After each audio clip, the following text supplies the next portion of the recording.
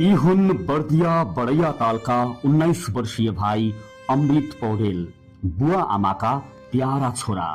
5 छोरीहरू पछाडि जन्मिएका अमृत बुवा आमाका एक मात्रै छोरा हुन्। कक्षा 11 मा पढ्दै गर्दा 81 अमृतको शरीरमा दानाहरू फोकाहरू आउन थाल्छ। परिवारले उपचारको लागि नेपालका विभिन्न हस्पिटलहरू लग्छन्। सामान्य जस्तो देखिएको फोकाहरू अहिले ठूलो ठूलो देखिन थालेको छ।